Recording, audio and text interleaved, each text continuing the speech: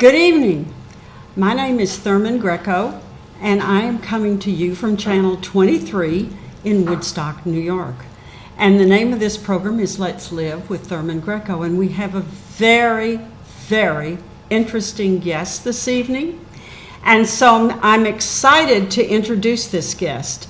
So would you just tell us a couple of sentences about who you are and what your name is? My name is Wilfred Hutchinson. My friends refer to me as Hutch. I am a Seminole Marine and former school teacher. I currently am in the process of making sand art that does not spill. It also will double as an incense holder if you so desire. And you also do some interesting things. You know, we met at Mowers Market this summer. And when you're at the Mowers Market, you're busy all day long. You're at your booth, you're greeting people, you're talking, you're doing all kinds of things. But we also are aware of what's going on around us. So I saw these jars, and I thought, this is very unusual. There's all kinds of things at the Mowers Market, but there have never been any sand jars. And then I saw some t-shirts that said Black Lives Matter. And then I saw some other things. And then I thought, you know, this is a very interesting person that we've got here. So I want to say, and also you had your granddaughter. Yes. And now, was it two granddaughters or your granddaughter and a child? A child? A granddaughter and one from friends. A friend. Because once they reach a certain age, they just always want to have their friends with them. Oh, yes. They go anywhere you want to go as long as they can take a friend. So I think that's a very good idea. So while Hutch and his granddaughter and her friend were talking about Black Lives Matter and were talking about these sand designs that they have, I was talking about a healer's handbook. And I was not that far away, maybe halfway back down the road. But then we decided that it would be good for you to come and bring your daughter and bring the sand art and let us visit and get to know what you have in your booth when you do come to Mowers Meadow, because you're not there every Sunday. Right. People do not realize that there are a lot more people who are actually having a booth at the Mowers Market than what you originally understand, because there's the Saturday booths, right, and then there's the Sunday booths, and then there are the booths Saturday and Sunday, right. And before COVID there was Wednesday. So I used to do Saturday and Sunday and Wednesday, and then they moved the Wednesday market, so then I was down to Saturday and Sunday. And there are some people that just have a booth one day of the week or whatever. And I have learned some very interesting things. I have learned that you have an interest in autism. Yes, I do. And that you are in the beginning process of making jigsaw puzzles that can be used. They can be used by autistic people, but they can be used by all kinds of people. You know, what we don't realize, and you don't realize it until it happens to you, there is a thing called pica, and it's never discussed. It's, everybody has it. Pica is when you're a little kid, you just put everything in your mouth. And nobody thinks anything about it. You know, that's what kids do. That's what toddlers do. That's part of learning. But then when we get to other points in our lives, pica can become very restrictive. Because if you are in a nursing home, for example, and you have pica, everybody in nursing homes, they have all kinds of things around them. They have all kinds of things. They have blankets, they have knickknacks, they have different foods, they have, you do what you can. Everybody does what they can to make it as comfortable as possible. But then, if the person exhibits pica, the next thing you know, there is nothing. They are in a wasteland. Right. Is that not true? That's true. And the other side of it is that kids with autism and special needs have a higher percentage rate of pica, and they have more exposure to these cardboard puzzles. And that's the primary activity that they give them to keep quiet time, or during this activity or that. Puzzles are involved in so many everyday activities, and staff are aware. I got this information from being a residential supervisor of a home with 8 children. I had to go out and buy every activity that they did. I was constantly buying puzzles. So that's where this idea generated from. So it is there, and the issue is there's not 15 or 20% tile of people who have pica to draw attention to it. So Autism Speaks and all these other organizations that I have contacted are really not interested because there's not enough impact on the broad community of kids with autism. Right. And for me, if it makes a difference for one child, that's enough to do it. Makes a difference for them all. Yeah. Well, that is very true, because you talk about 20%, but then when you talk about 20% of 20%, you're down to small numbers. And it is very, very true. Jigsaw puzzles, but it isn't only jigsaw puzzles. People get things in the mail. There are a lot of people who, in seniors' facilities, there are people who make a hobby of sending, there are things called postcard pen pals. Right. And so we have a lot of people that have pen pals, and all of a sudden everybody's getting the mail, and you're not getting any mail. And you're not getting any pen pals because you have pica. Right. And so that you're right about the jigsaw puzzles. They are stacked everywhere. They are fun. They are part of the day. They're everything. And this is a whole facet of a person's life. Yes. And you cannot even allow them to touch the food. They can't touch anything. Hmm. Tactile is totally forbidden. Well, it's basically if they can fit it in their mouth, they will put it in their mouth. Right. So you have to make sure that any objects that are around them are non-breakable and non-chewable, and that's where the issue comes in. But my puzzles will help some of them have a better life. How do you make these puzzles? Well, quite basically what I did was I took a couple of sheets of acrylic and a picture and found some non-toxic binder to seal the two together with the picture in the center.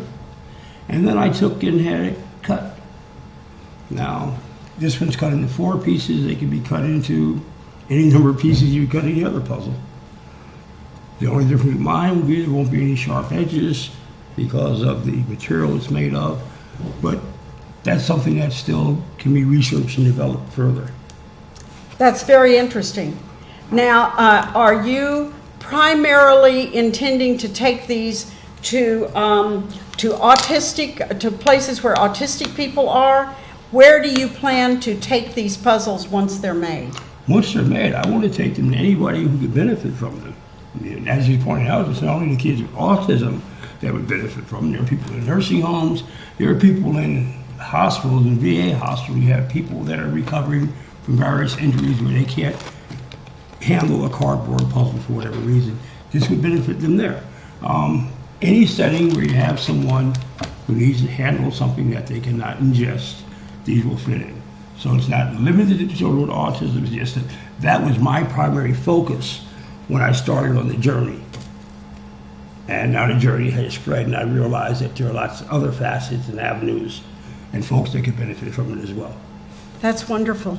This is wonderful. So this is something that you are beginning on this journey. Well, I have the prototype. We're starting the journey. Right now I'm in the process of putting together funds to go into production. That's wonderful. And HutchPuzzlesPlus.com, if you want to make a donation, go for more it. than welcome. Go for it. Now tell me about these. These are so colorful. Okay. Well, what I do, and we talked about Black Lives Matter earlier. Well, in attempt to Black Lives Matter, I have the red, black, and green, which symbolizes the colors of the Black Revolutionary flag. Red is for the blood we spilled, black is for the motherland. No, black is for the death, and green is for the motherland. Red, black, and green, so even the colors are significant. And here's one that's homage to my friends from Jamaica. These are their home colors, orange, black, and green. So I can fit any holiday or event. If you have a group that has colors, we can make them for your group. I had one order of 24 blue and white incense holders, but they all had to be different. Oh my goodness. And we accomplished that and made the delivery. The company was more than happy and satisfied with it. So we can go lots of different ways with this. I would eventually like to get it in the hands of some other artists, people that have more artistic talent than I have, to see what they can do with it. Because if I can do this, and I don't consider myself to be very artistic, someone who has devoted more time to making art will have a wonderful time with this, I believe. So I get into the schools, the kids. So you do not consider yourself artistic with these? Well, I consider art, but I've never thought of myself as being an artist. I guess that's what's hard for me to wrap my mind around. You see yourself as an activist, not an artist. More of an activist than an artist. Than an artist. Okay. And what does your granddaughter think about these? Oh, she loves them. She comes over and she makes them with her friends every once in a while. They'll come and have a girls' night out, and they'll sit down and make 5 or 6. And then she goes with me to sell them. So she's enjoying it as much as I am. I think that's an important thing, because you are teaching your children the importance of activism. Yes. And I think that's extremely important. Woodstock responds to that. I respond to that. As a community, we respond. I respond as an individual, because children sometimes need the encouragement. Some kids are just born that way. They're just activists. But others need to be told that it's okay. Well, they need to be shown the way. Mm-hmm. And that's where we're losing some of our children today, because nobody's taking the time to show them the way. Right. So now all of a sudden you're supposed to grow up, I know how to do this. No, it doesn't come from osmosis. Right. It's a learned process. And that's why I try to spend as much time with her, doing as many activities and things as I can to show her this is the way you go about things. And it's easy. It's hard to go out and think of a lie or think of something negative to do. The positive comes easy. the positive comes to you. Yes, you have to be open. That's all that really matters. Well, now you also have in your booth. Now you did not bring this tonight, but you have some Black Lives Matter T-shirts. Yes, I do. Now, can you tell me the story of that? Well, I have a friend who has been pushing me to start putting them out with my incense holders, and I've been an activist all my life. I'm a former Black Panther, folks, and I'm proud of it. It's our age. At any rate, I've been active all my life in one way or another, so the activism just carries on. Now, when you add the Black Lives Matter T-shirts, what happens to those T-shirts at your table? Oh, people stop and they purchase them, and I've had folks come back wearing them because they want to send that message that times are changing, and that's the reality of our time. So that's a positive thing. You like it when they come back and they wear the T-shirts? Oh yes, it's definitely a positive thing, because it shows that they're in tune with a changing society. Well, now, did you make those T-shirts, or did you also? Oh no, we purchased them from a manufacturer. Oh, from the Black Lives Matter group? Well, yes. Yeah. From the store. So, although you may not be a part of the group, you are supporting. You're supporting it. So you get the T-shirts and you sell them, and Right. That's my way of good. supporting the message. Yes. I'm not going to go out on a limb and say, well, yes, I support the message. We'll just leave it there. Because Yeah, there's that's some other enough. underlying things that are, I play with that. Well, every organization has, Right, you know, so that's says, what we're gonna stay but up the there. message is good, Yes. and that's what we're working on. That's what we're talking is we're about. working on the message. Yes, for sure. And how long have you been doing these? I started with this sand art, about 6 years ago, actually. Oh my goodness. And when I first started off, it was just simple layers, like the ones they put in the plastic bottles, where it was Yeah. just layered, they put the cork in the top. Yeah. Well, that's what I started off doing, just putting layers and layers and layers. And it got boring. Yeah. So between myself and my granddaughter, we started playing around. Well, let's see what happens. We use this to stir it up. And it's actually developing and growing itself. I don't go in with any preconceived notions of what it's going to look like when it's finished. I just go in, and if the sand tells me, and this one just told me to take one of my probes and just, go down and slice it and have the colors blend in this manner. And this one, I poured the red and the green first and the black halfway up. And then I went down and made different patterns and designs in it, and then covered the top off with layers. So each one sort of builds itself once I start working on them. So the sand talks to you. Yes, in essence, yes. It's natural. I'm natural, and I'm open. So the sand talks to you. You buy the glasses. I bet. You buy the glasses, and you buy the sand, Mm-hmm. and you and your daughter put those together. Yes. And so during from what? When do the markets open? They open March, April? Well, yes, I was ready to roll last year, but COVID rolled in, so we couldn't do anything. So we're really just starting to get out. Around April they started, but it starts off really slow. So now we're getting into August, things are really perking up. And they'll run through Thanksgiving? Yes. So people can get these because you like them, but you can also get them for holiday gifts. Yes, you can purchase them for gifts. If you have an organization or group that has specific colors, you can order any number of the same colors, but each one will have a different pattern and be unique in itself. Okay, and what's your granddaughter's name? Kalila. So you and Kalila will make these for Yes. them. So if I want to purchase some of these sand jars, sand paintings or whatever for a football team or whatever, Yes. in the fall, then you and Kalila will make them. We'll sit down and, like I said, we've already done a group of 24 for a business, so. Well, if you can do 24, yeah, It's just a matter of that's continuing on. a matter of things. So, and you're going to the markets only on the weekends? Well, Thursdays, I go to the farmer's market in Poughkeepsie on Raven Avenue. Sundays, I've been coming here to ours. Friday and Saturday, I've been going to the river in Poughkeepsie and setting up down there. And now that things are opening up, this weekend I'll be at Brothers Winery in Washingtonville, I believe it is. Then I have the...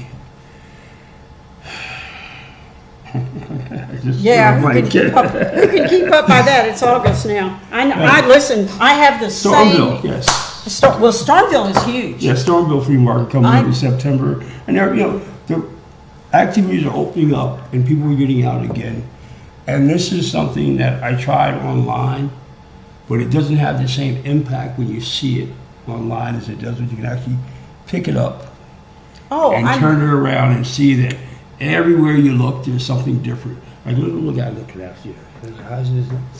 You know the thing that impresses me. I didn't touch them, so I didn't realize how heavy they are. Right. The thing that impressed me is I saw your booth from a long way away because I was at the other end of the Mowers Market, and I saw all of these colored bottles, and of course there was nothing else like it. because well, there's nothing else like what I was doing either. But I mean, I was really attracted to the colors and things. And then I saw these two little children, and there are not that many children working a market. Okay. But you know, this is an interesting thing to me, because when I first started going to Mowers Market 3 years ago, I was going to Mowers Market because I was interested in feeding the hungry. And I didn't know anything about flea markets. I mean, I was you just might as well have said, we're going to all come here and speak Russian or something. I mean, I had not a clue. Right. And it has taken me 3 years, and I still am not sure. But when I am sitting there every weekend, I see who is successful and who is not. Right. And the ones that are successful are the ones, when I go up to them and I talk to them, they say, oh, well, my dad did this. I grew up in a market. Right. Or my parents did this and I grew up in a market, or whatever. So it comes down from generation to generation, which is totally delightful. I mean, this is a culture that nobody knows about or writes about or whatever. I mean, if you don't have a booth, Right. well, you don't know. And actually, I'm a rookie, so I'm just really getting into it this year. Really? Yes, this is my first year. Yes, but you see what you're doing? You're bringing Kalila along. Oh, yeah. Well, she's my hip. You know, She's you're right bringing there. her along. So she's got a future here. You are investing in her future. And it is a wonderful way to spend Quality time together. well, I'm going to say not weekends, because there are some markets that are open during the week. It's a wonderful thing to do. I love to be there. The people are so positive. They're open. The people that come and shop are happy to be there. And there is just no discord. There's no problems. There's nothing. You're just there and you're enjoying yourself. And of course, nobody wants to talk about hunger. Come on. But they'll talk about this. Yeah. You know, so this is, you know, they will talk about this, and I am so attracted to this. Have you gone to like Anderson or whatever, Spectrum or whatever? Yes, I have. From Autism Speaks to direct contact with various schools like Anderson that house and have children with autism, and it's been the same storyline. First of all, who am I? What is your background? How do you know? What do you know? What do you know about this? Yes, how can you possibly have more knowledge than we have? Well, that's really easy. All you have to do is observe. is look around you, Right. and see what it's like if the child or the human has pica, and if the child doesn't. Right. I mean, here, if you don't have pica, you've got all these jars, and if you have pica, you don't have. But see, the problem is the people who are aware of it are the people that are in daily contact with the clients. Yeah. The people in administrative positions that make those decisions not know. on whether or not this is going to be assisted or that's going to be assisted, they deal from the office, they deal from numbers. Yes, they have been in the field, but it seems that once you reach a certain level, you forget what life is really like down on a day-to-day basis. Or you never knew. Oh, yeah, you could have been clueless all the time, that's for sure. But, you know, so it's just like everything, it's uphill battle. I did not say that in a critical way, but it is really true, because when I interact with people who've been around autism, or who have been around OPWDD, or have been in assisted living places, Right. it's something, you know, those are really, really nice careers. People don't understand that. You know, there are people who are attracted to it. Those people are not going to spend 5 minutes in that office. No. You know, they want to be on the floor. They want to be around the people. They want to be with the ones who have pica and the ones who do not. And that's a very different mindset. So finding someone to pick up on this, you're going to have to find somebody who can transcend being around the people and being around the pica. So I notice you have a box here that talks about autism, do we still have that? Over here. Yes. Yes. Now, do you know someone with autism? I have a grandson in Atlanta who has autism. The picture on the box, That's your that's my grandson. grandson in Atlanta. Listen, let me ask you something. It's same on both sides. Okay. Because you consider, I am very, very interested in this. And the reason I'm very, very interested in it is a money situation. They're clueless. Right. They do not, nobody knows. The first time and I'm 80 years old, the first time I encountered autism, I was in my early 20s, and there was a community college in Plano, Texas, that had a program for autistic children. Mm-hmm. And it's like, what? What is that? What is that? And now autism is very, very common, and we still are as clueless, I think, as we were back in then. That's what this says. You ain't going to read it. Yeah, it says, and it remains unexplained. So, but here is the situation. There are so many autistic people that there is no place for.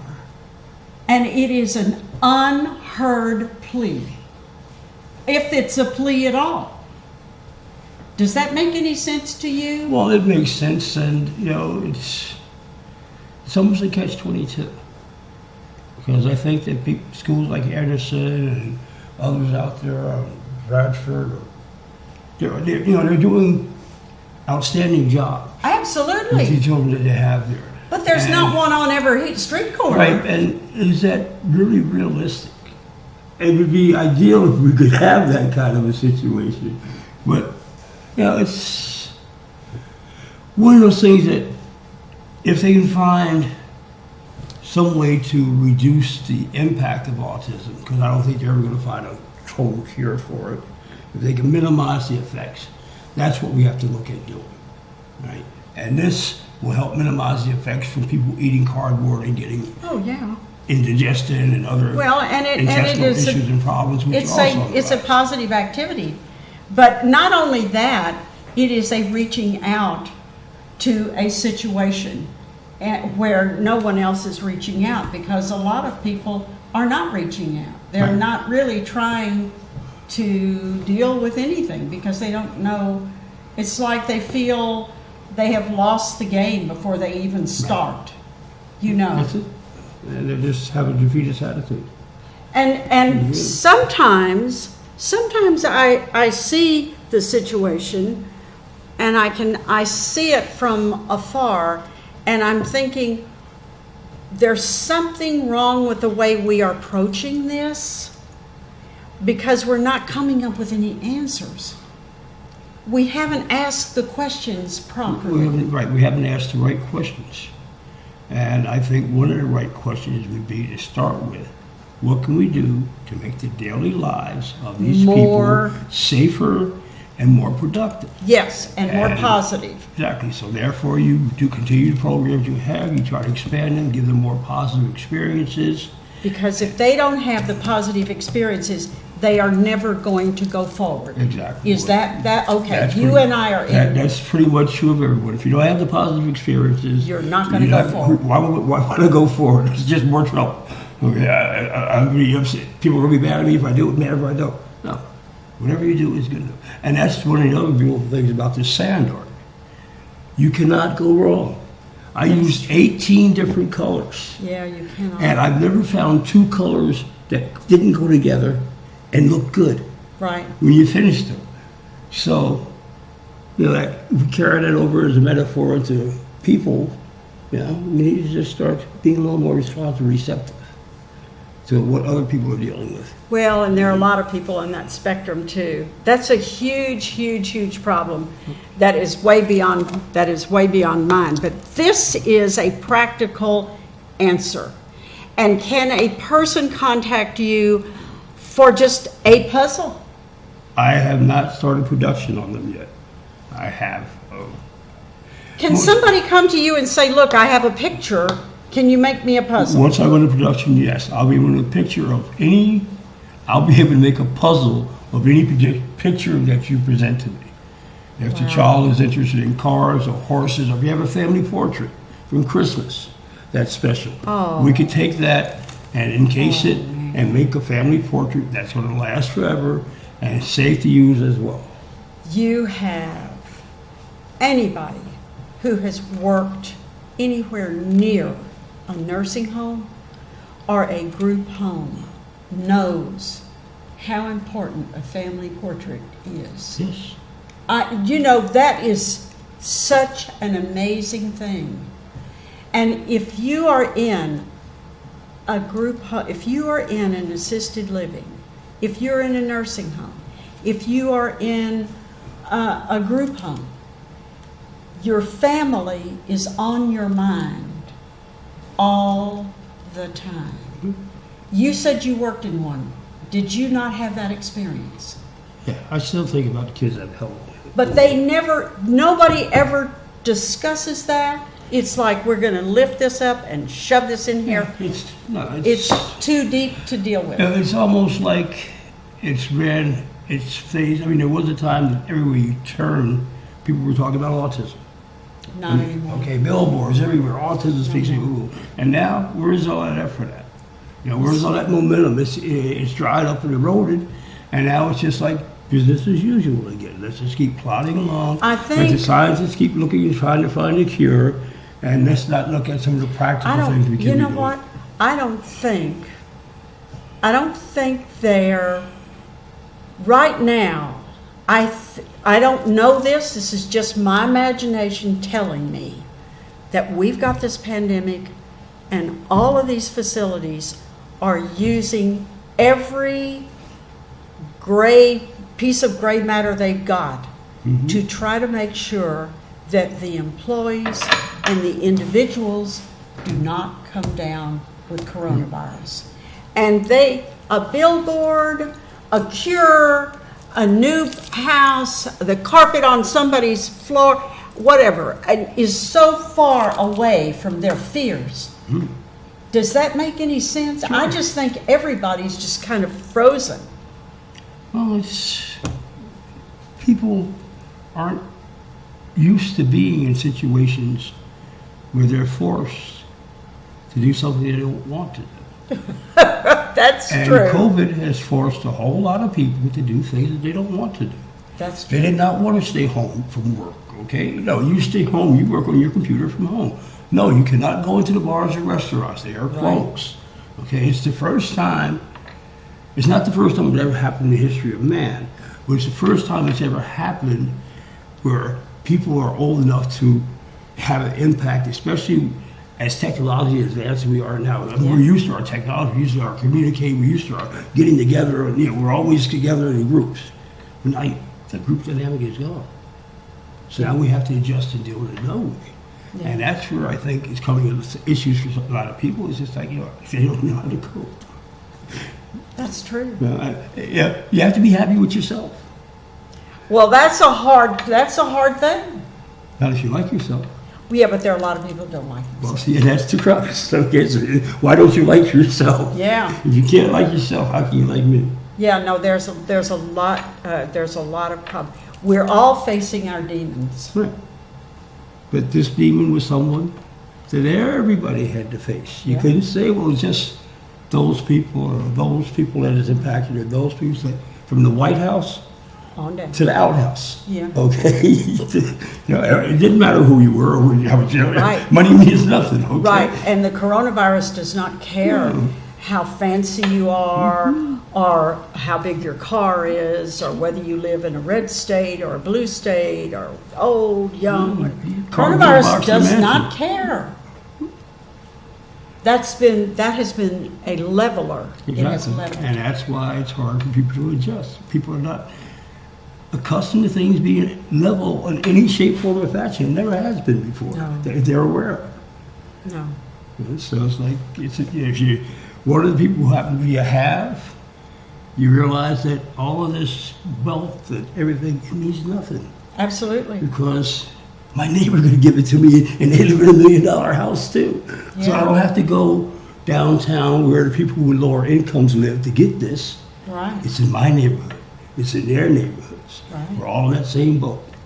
And so there's no room for anybody to be superior Right. when it comes to COVID. Right, there's no Everybody's superior humbled people. by COVID. Yeah, no, this is the great leveler, the great leveler. And of course, thinking that we were getting over it and then having it come back again. That's almost like a Nazi tactic. You know, when the Nazis were torturing people, they would torture them and then they would say, oh, I read a book about it. They would take somebody that was at the brink of death and say, oh, wait a minute, this was a whole mistake. Go back into your room now and get cleaned up, and we apologize, blah. And then they'd come back the next day and start all over again. Yeah, well, that was a whole sick situation there, but that's just evil. Yeah. That was just evil at work. Yes. Yes. So that's really what we have. We have the coronavirus has come, it's gone, and now we have it coming back. Coronavirus came. It has never gone. That's another popular misconception. Yes, that's It is very not true. gone. It They've did not developed a go. vaccine. So now they got millions of people who have the vaccine. Coronavirus is still out there. Yeah. What it's done is done like every other disease that we've ever faced. It's mutated. Yeah. Right? Oh, you got something to stop me? Well, look, let me change this up. So now you can't bother me, so I'm going to go this way with it. And that's what diseases and things do. Yeah. They mutate, they find a new way to infect and impact, and eventually it will subside and go away. Well- If we mask, if we do an intelligent thing, it will pass. If we continue to be hard-headed and rush out in the big crowds again and want to socialize and not wear a mask and all these things that we were doing before, it's going to linger and linger. That is So we true. have to use our heads and be smart. I never go in without a mask. You know, That is very true. I go everywhere. My daughter in California, because California is having a real time with this, she wears 2 masks all the time.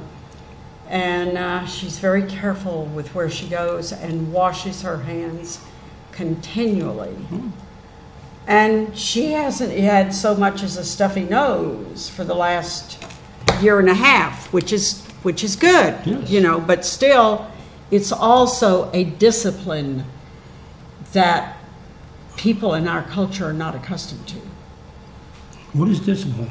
Right, that's right. Discipline is like common sense. Yeah, well, yeah. It's not common anymore. So much of our culture has been just doing whatever they wanted to do, and to heck with everybody else. And we're now learning that that's really not going to work for us. Well, So here we are. We have got these products, which are, I believe, totally delightful. They are available to anyone, really. yes. And they can be purchased in small, medium, and large quantities in whatever color combinations you can imagine. Yes. And you have already said to me that all the colors fit together, which is just delightful. That's something that, you know, we're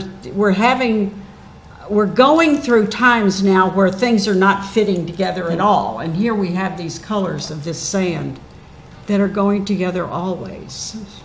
So, and you are working on this so that you can develop some things to help people that have pica. Yes. I see this going beyond, but it's going to take, I see it really becoming very popular. If a person can get a photograph of a family and put it between 2 layers of plastic and make it available so that another person can enjoy it throughout the day for his or her own pleasure without endangering his or her own safety and health. Yes. That's an amazing thing. So, if there's anybody out there that would like to become a financial sponsor to help get these puzzles in the hands of the people who need them and would benefit from it, it's HutchPuzzlesPlus.com, 845-546-5751. Reach out and contact me. Let's get it done. I would like to see, in my fantasy, I would like to see people getting photographs and sending them to their relatives in nursing homes and in special schools and in houses for the holidays. I just think that would be the most beautiful thing. You know, every time a holiday comes up, the family is trying to figure out, well, what am I going to do? What am I going to do? Especially if the person has pica. But this is applicable to students and children and adults and seniors who don't have pica as well. Yeah, across the spectrum. I mean, This is a beautiful thing. it's hard to walk into any classroom anywhere and not see a child, especially young kids, without something near or in their mouth. Oh, And if they have puzzles, you can be assured that that puzzle was in or near their mouth. So it doesn't matter if you have autism or pica or anything else. you know, this would also be very, very applicable to a daycare center, Yes. because kids cut their teeth on this, and we have many children in daycare centers. Kingston and Poughkeepsie have daycares, you know.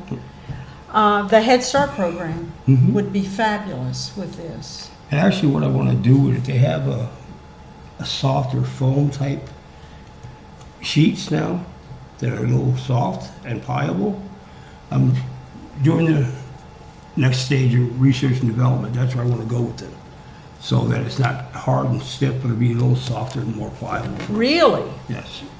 Because I kind of like this stiff. No. You know, well, I like the stiff because when you work with a jigsaw puzzle, it's stiff. Right. And I can remember going around to various stores, you know, looking at all these jigsaw puzzles and finding them and opening them up and saying, nope, those aren't stiff enough. Right. Those aren't stiff enough. And going, you know, and finally you reach a point, we reached a point where we didn't care what was on the picture. Just like It was just so, as long as it's you stiff can put it enough. together and it will stay, and not break apart when you're trying to put it together. Yeah. So, you know, there are some companies that make jigsaw puzzles, and of course they could be smaller too, but even Oh yes, so, this is just a prototype. even so, if this is one piece, if this were divided up so that it were three, it still is not unreasonably large. No, and actually you can cut it in any size puzzle that you want. And a From senior, 1/8 of an inch to 2-inch pieces, or so we can make different size cuts for the needs of the individuals that want to utilize it. So if you're an adult and you're going to get one of these puzzles, and you can handle smaller pieces. If you're a young toddler who's still learning how to manipulate things, you want bigger pieces. You know, so it just goes with the age bracket, and that's something else that can be built right in. absolutely, because they're divided up by, you know, 25 puzzle pieces or 5,000 puzzle pieces or whatever, but that's really not what we're concerned with here. What we're really concerned with is the size, not necessarily, although the number is a code for the size. Right. Because if you have a 1,000 piece puzzle, you know what you've got. They're going to be tiny pieces. Yeah, little teensies, and we need bigger pieces. This is a very, very exciting thing to me. I don't know what happens in a company that has something. I don't know what happens to a person such as yourself who has a product like this. I don't know how you take it from A to B to C. Is there an organization for people who do that? If you have a lot of money. If you have a lot of money. In Vintel, when I first started off with this puzzle idea, I had a little money in the bank. I invested, I did the research, and I got everything down. I was paying Inventa Help. I think I may have paid them close to $10,000 for their assistance in getting it developed to this point. Well, supposedly their assistance. But then it came to the point where they told me, oh, we have a manufacturer that can put it together and do everything that needs to be done and get it out the door for another $10,000. Oh, my goodness. Okay, so at that point, my money is gone. I don't have enough for $10,000 to give you. Yeah, I've got the prototype. It's right here. You know, it's like being on the edge of this desk ready to just go off and fly. But you can't because the gust of wind has got whatever. So there are people that do it, but you have to have money in order for them to do it. So other than that, I'm looking for someone who has knowledge and You know, that's a very interesting I'm open thing. for any assistance or help that anybody out there is willing to give me to get this product in the hand of the children that can benefit from it. That's a very interesting thing. I've known in the last 30 years, I have known maybe 3 people who tell me, they have said to me, one in particular that I'm thinking about was a woman, and she said to me, you know, I am an inventor. Mm-hmm. And she said, I have invented all of these products. And she had done nothing. And she, as far as she was concerned, it was like a fantasy. She was going to come up with these ideas, but none of them were ever going to become a reality. Right. Oh, I'm not selling for that. I don't think you're going to sit around and have that experience. Oh, I sure hope not. I think you're gonna keep working to try to find this little teeny path that's going to be there for you. Mm-hmm. You know? I hope so. Is there a society of people who invent things? I really haven't looked into it as for a society of inventors. I'm sure that there's some group of inventors somewhere that do various things. Whether or not they provide financing to assist with getting a product into the market, that's the only issue right now. It's all about money. I don't have $30,000 to get the final prototype stuff and get it into manufacturing. And once again, 50%. A National Association of Inventing Professionals. That's just something that when I lived in Washington, D.C., I worked for 10 years as a headhunter, and I found jobs for people. Yes. And Washington, D.C., people think of Washington, D.C. as, you know, senators and judges and, you know, all that. But Washington, D.C. in reality has a whole factory there that nobody really talks about. And what it is, it's associations. Mm-hmm. There were, like, you could buy a directory of associations that were in Washington, D.C., Reston, Virginia, Baltimore, Maryland, you know, they were all clustered in office buildings around. And in my mind, there's at least one, if not 100 associations for inventors.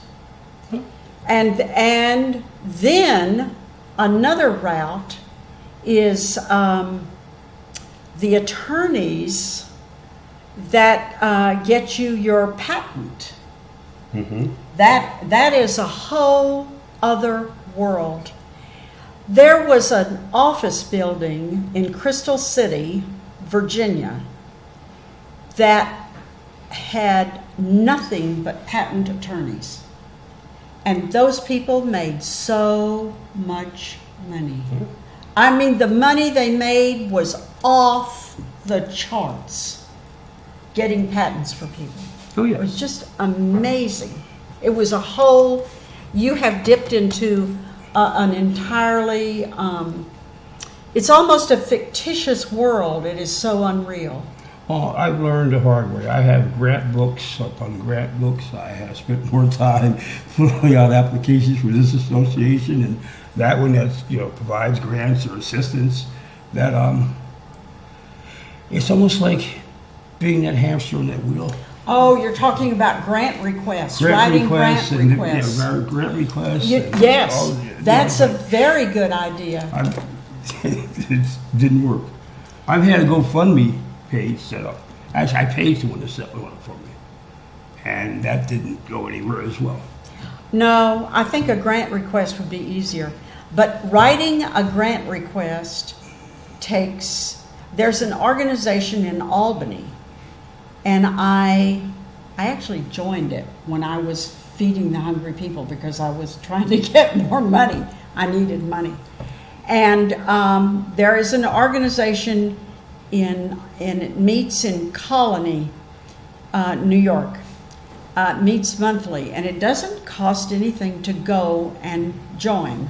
And there is a computer program which lists every company in the world that grants money, that gives out money. And you get that, you go to the library for that. The computer program costs about $10,000.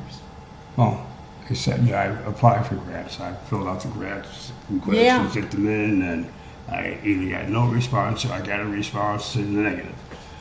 So that's why I moved Well, but you know grants. what? If you get no response, and then all of a sudden you begin to get a response in the negative, that means your request is getting better.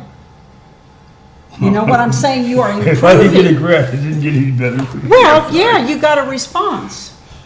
You got I mean, a response. It means I you don't see a learned. negative response as being anything positive at all. I'm sorry. I It's just better. disagree with It's better than no response at that. all. Well, that's what they acknowledge my presence. Yeah. That's basically what it is. Yeah, we know you're out there. Okay, good luck. No, But that's exactly what happened. That's where he went. That's how it goes. That's how it goes with writers.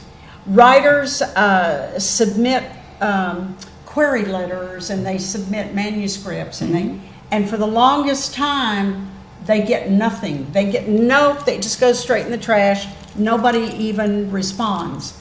And then after a while, when you get better and better, you begin to get a no. And then you begin to get a no with maybe a couple of notes at the bottom of the page. And that means that the person that you're submitting your manuscript to and your query letter to is acknowledging he's finally, because these people are all, overworked and underpaid or whatever. And they finally, start treating you like a human being, maybe. And that's just part of it. Well, It's the rejection is wholesale. It is wholesale.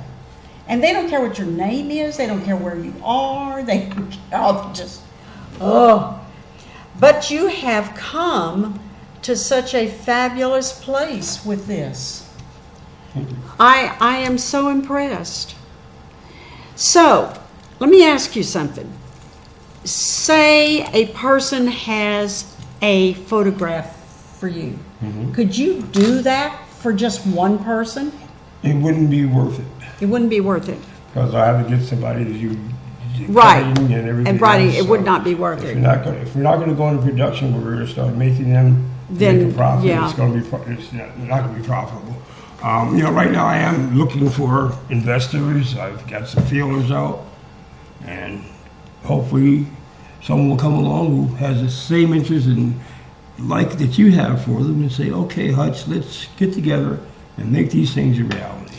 You're doing the right thing. I have known a couple of 3 people who did ask everybody they saw. I knew a woman, she may still be alive, up in Clinton, New York. And she was affiliated with an organization that took care of lost animals. And that was, if anybody needed money, I have never seen it. It was like 4 women and 400 acres and thousands of animals. It was Right. just incredible. And they had a woman who was there, and she was their receptionist. Every person that she talked to, that she said hello to, that she said, how are you? Right. She told them, I need money, for this organization. And eventually, after several thousand requests, Yeah. she came, Well, it's just like anything, it's perseverance. yes, And I'm still persevering. So you're still It's persevering. not over yet. That's what you have to do. You have to still persevere. I'm opening for any new avenues. This, though, is wonderful because this is going to take a long time to yes. Right, that's why this is my avenue to get there. This is much easier to get to yes. Yes. So that along the way, when you get 5,000 no's, you've got this adorable thing. Okay. So you get a yes. That's much That's better. the play. Well, that's the play. That's much have better. This develop into that. That is much better. I just turned these over, folks, so you can see that the sand doesn't spill out. I think it's great. And I think also because there's a little bit of straw in there, and that's where you do the incense. Yes, if you decide you want to use it, burn incense, it's double as an incense. And at the Mowers Meadow, incense is there incense at every market that you go to? Pretty much, yes. Is there really? There's more incense sold than people realize. Almost every store you go in will have a section with incense in it. From your grocery stores, if you ever move down the special aisles, those little side aisles they have, you'll find some incense there. Of course, every place to sell cigarettes, the smoke shops, the vape shops. City Drug in Poughkeepsie has a big wall of nothing but incense. So, Oh my goodness, you have opened my eyes. there's a lot of folks that are using incense, and it's just a matter of them getting away from the old wooden ones that make a mess and getting one of the new ones that's prettier Yes. and the best. But That's very interesting. Oh my goodness, we have 3 minutes left. I was just getting where did warmed time up. fly? I was just getting warmed up. Okay, we're going to have to come back sometime. Sure. And we're going to have to talk about incense because I haven't begun to do that yet. Okay. And we're going to have to talk about these and bring Kalila and let her enjoy being on. And this is going to go on YouTube. Okay. And so if Kalila comes, she'll get to be on YouTube also. And I think that's really She's a important. wall player. I don't know if she's going to like that. Well, it doesn't always happen that way. It does, we always have plans for the kids. I always do have plans. But listen, we're down to no time. Tell us again how we can reach you, how we can get one of these, how we can give you ideas for production for this. Okay. It all comes to the same place. HutchPuzzlesPlus.com. 845-546-5751. Ciao. Thank you very, very much. Thank you for having me. Oh, it's been a pleasure.